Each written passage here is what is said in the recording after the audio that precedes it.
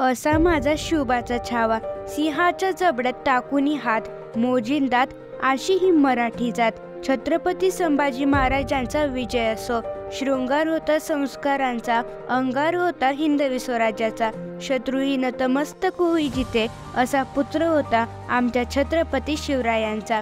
पराक्रमी योद्धा, एकही युद्ध न हरणारे स्वराज्य रक्षक, ज्वलंत कीर्तिमंत असे धर्मवीर शिवपुत्र. शुभांचा छावा व मराठा साम्राज्याचे दुसरे छत्रपती संभाजी महाराज. जेव्हा कधी वाटेल ना आयुष्यात खूप दुःख आहे, एकदा फक्त छत्रपती संभाजी महाराजांना आठवा, जाणीव होईल आपलं दुःख काहीच नाहीये. कर्तृत्व एवढं महान असावं, नुसता साज बघून स्वाभिमान जागावावा. धर्मवीर छत्रपती संभाजी महाराज. संघर्षातल्या दुनियेतले कधीही न अटणारे महासागर छत्रपती शिवशंभू. असे स्थान जिथे जीवनात हरलेल्या झुंजण्याची ताकद मिळते, ती म्हणजे माझ्या राजाचं चरण. ओम बोलल्याने मनाला शक्ती मिळते, साई बोलल्याने मनाला शक्ती मिळते, राम बोलल्याने पाप मुक्ती मिळते, जय संभाजी बोलल्याने आम्हाला 100 वाघांची ताकद मिळते. नमस्कार, मी इन्फॉर्मेशनल क्वीन, तुमचे प्रत्येकदा स्वागत आहे माझ्या लाडक्या यूट्यूब चॅनलवर. तर आज आहे संभाजी महाराजांची पुण्यतिथी. चला तर मग या दिवसावर थोडीफार जिजांची माहिती जाणून घेऊया. वय किमान 70च्या वर असा एक मुघल सम्राट औरंगजेब. त्यावेळी मराठ्यांचे छत्रपती संभाजीराजे होते. त्यांचे वय किमान 32 वर्ष.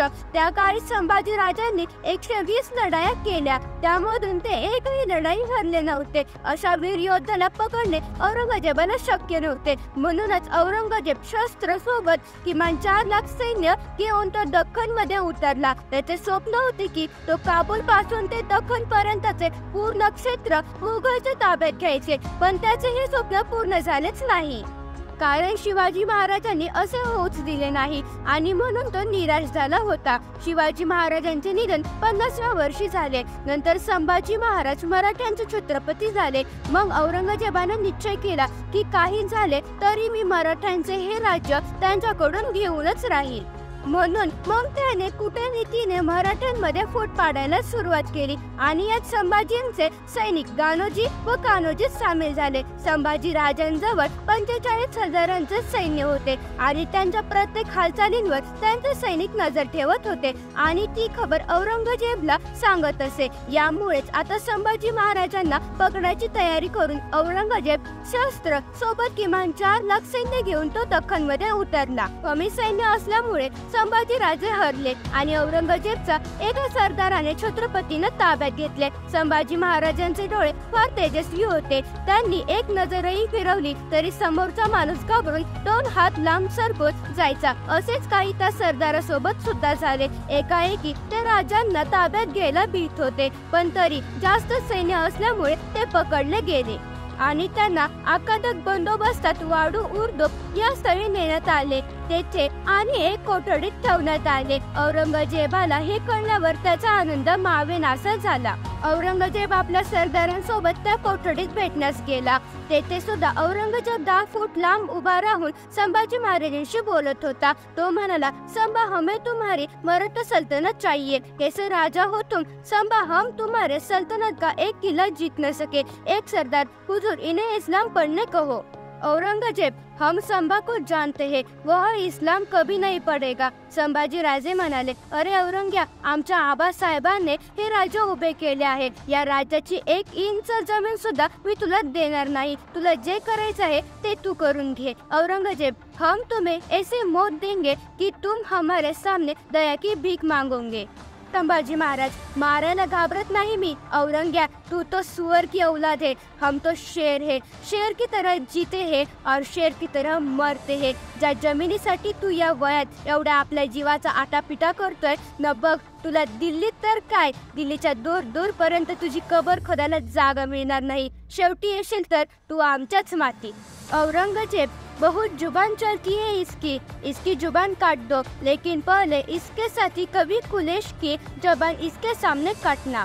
औरंगजेब, बहुत जुबान चलती है इसकी जुबान काट दो, लेकिन पहले इसके साथी कवि कुलेश की जुबान इसके सामने काटना। औरंगजेब मनात इसे देखकर संभाजी डर जाएगा और दया की भीख मागेगा। हमारे सामने कवि कुलेश यांना संभाजी राजांसोबतच अटक करण्यात येते आणि त्यांना ही संभाजी राजांसोबतच कोठडीत बंद करण्यात येते। आदेश दिल्यावर 2 जल्लाद थोड्या वेळाने कोठडीत येतात आणि पहिले कवि कुलेशची जीभ चिमट्याने ओढण्यात येते। औरंगजेबाला कळाल्यावर तो विचारतो संभाजी महाराजांबाबत, पण संभाजी महाराज जसे तसेच असतात।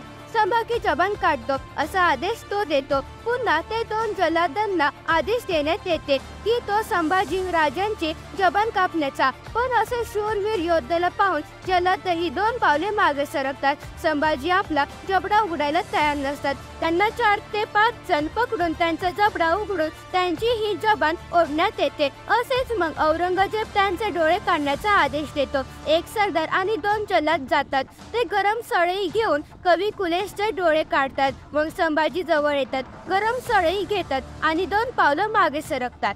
ते म्हणतात, आज तक हमने कितने लोगों की आंखें निकाली, मगर इनके जैसी तेजस्वी आंखें हमने कभी नहीं देखी। संभाजींचे डोळे काढण्यात येते। मग त्यांचे वाघ नख्याने अंग सोलण्यात येते, त्यांचे हात कापण्यात येते, पाय कापण्यात येते, पण ते मदतची भीक मागत नाही। नंतर एक सरदार येतो आणि संभाजींची आठवण म्हणून त्यांच्या गळ्यात असलेली भवानी माळ काढण्याचा प्रयत्न करतो, पण संभाजी राजांचा इशारा पाहताच ती तशीच त्यांच्या गळ्यात राहू देतो। एवढे अत्याचार सहन करून ही संभाजी राजे मदतची भीक मागत नाही आणि ते आपला देह सोडतात आणि शहीद होतात आपल्या राष्ट्रासाठी आणि आपल्या भूमीसाठी।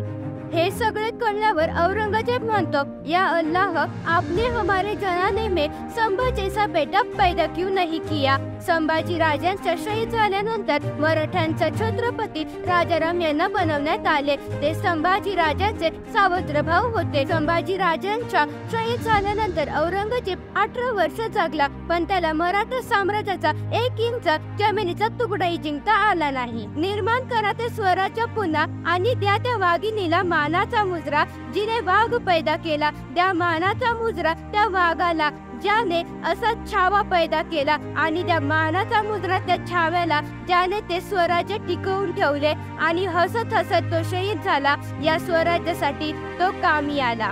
सिंहाची चाल, गरुडाची नजर, स्त्रियांचा आदर, शत्रूचे मर्दन, असेच असावे मावळ्यांचे वर्तन, ही छत्रपती संभाजी महाराजांची शिकवण। चला तर मग आजच्या व्हिडिओ पुरते एवढेच। हा व्हिडिओ तुम्हाला कसा वाटला ते तुम्ही कमेंट करून नक्की सांगा। चला तर मग भेटूया एका नवीन सोबत व एका नव्या माहिती सोबत। हर हर महादेव, बोला छत्रपती शिवाजी महाराज की जय।